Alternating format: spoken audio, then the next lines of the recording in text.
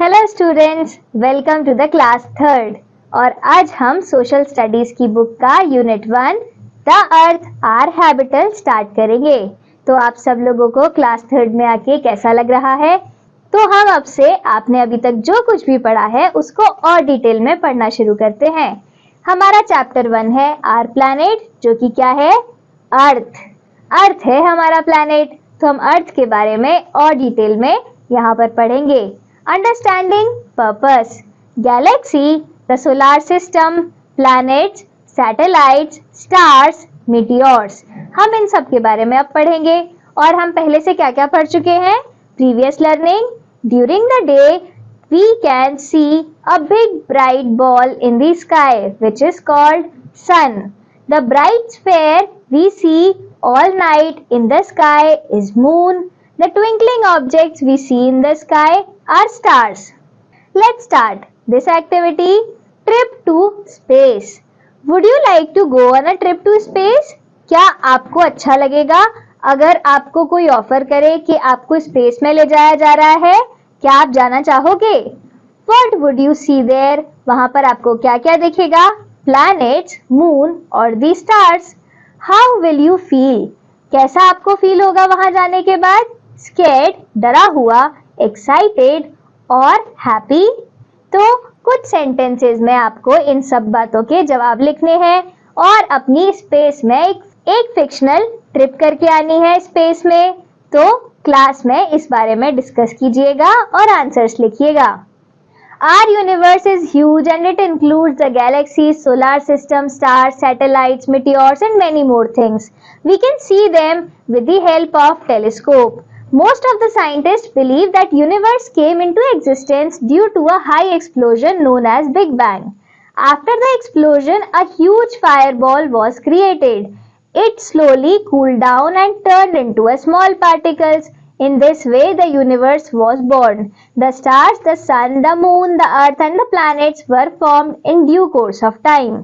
तो साइंटिस्ट का मानना है कि बहुत सालों पहले एक बहुत बड़ा एक्सप्लोजन हुआ और उस एक्सप्लोजन को बिग बैंग नाम दिया जाता है और कहा जाता है कि उस एक्सप्लोजन के बाद ही एक बहुत बड़ी सी बॉल ऑफ फायर बनी जो धीरे धीरे कूल डाउन हुई और उसके बाद ही धीरे धीरे हमारे सारे स्टार्स, सन, मून, अर्थ और ये सब बने।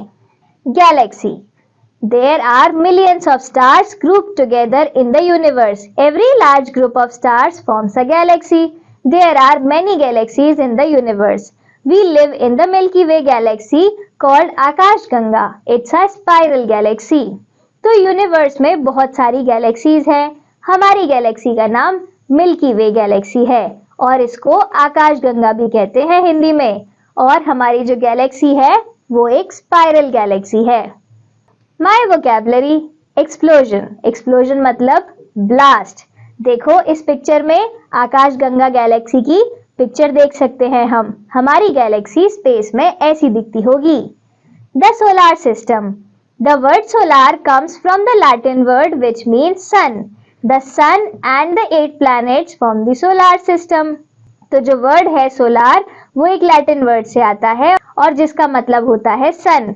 और सन और उसके 8 प्लैनेट्स को सोलार सिस्टम कहते हैं। और इस पिक्चर में हम सभी उन सारे प्लैनेट्स को देख सकते हैं जैसे कि mercury, Venus, earth, Mars, Jupiter, Saturn, Uranus and Neptune.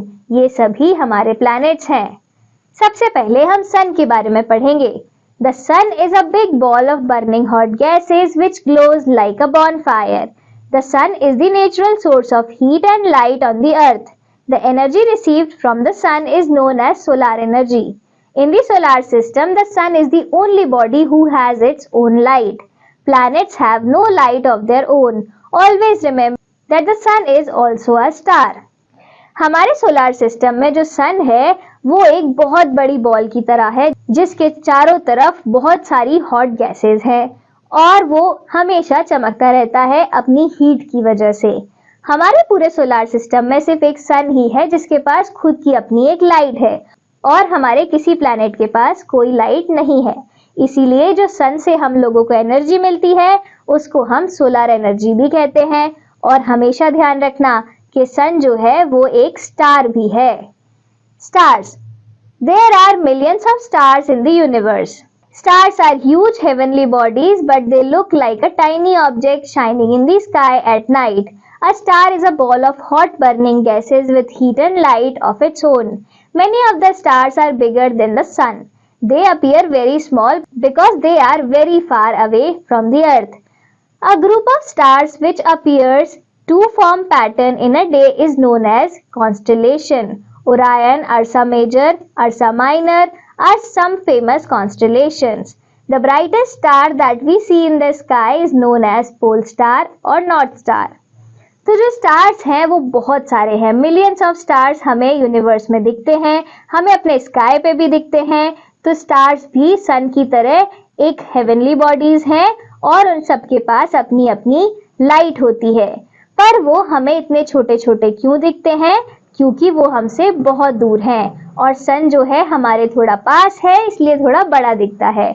और कुछ ग्रुप ऑफ स्टार्स भी हैं जो एक पैटर्न बनाते हैं जिनको हम कॉन्स्टेलेशन कहते हैं। कुछ बहुत फेमस कॉन्स्टेलेशंस भी हैं जैसे कि ओरायन, अर्सा माइनर और अर्सा मेजर। और जो सबसे ब्राइटेस्ट स्टार है हमारा, उसे हम पोल स्टार या नॉर्थ स्टार भी कहते हैं। अब हम प्लैनेट्स के बारे में जानते हैं। The word planet means wanderer. Our solar system has 8 planets. These 8 planets that wander or move around the sun in fixed paths known as orbits. Mercury is the nearest to the sun, that is why it is very hot and it is the smallest planet of the solar system. Venus is the second closest planet to the sun. तो जो planets हैं उनको wanderer भी कहते हैं। wanderer मतलब इधर उधर भटकने वाले। बट प्लैनेट्स जो हैं वो इधर उधर नहीं भटकते, लेकिन सन के चारों तरफ एक ऑर्बिट में हमेशा चक्कर लगाते रहते हैं। तो जो प्लैनेट्स हैं वो हमारे 8 है टोटल, और मरकरी जो है वो सन के सबसे क्लोज है। सेकंड क्लोजेस्ट प्लैनेट जो है वो है वीनस, और उसके बाद आती है हमारी अर्थ। The beautiful blue planet Earth is the third closest planet to the sun. It is the only planet that has life. The red-looking planet Mars is the fourth closest planet to the sun. The largest planet Jupiter is the fifth closest planet to the sun. Next, it too is the second largest planet. Saturn has rings around it. Next to it, there are Uranus and Neptune, known as ice giants. Mercury, Venus, Earth and Mars are called terrestrial planets. They are mostly made of rock and metal and they are solid. Jupiter, Saturn, Uranus and Neptune are called gas planets.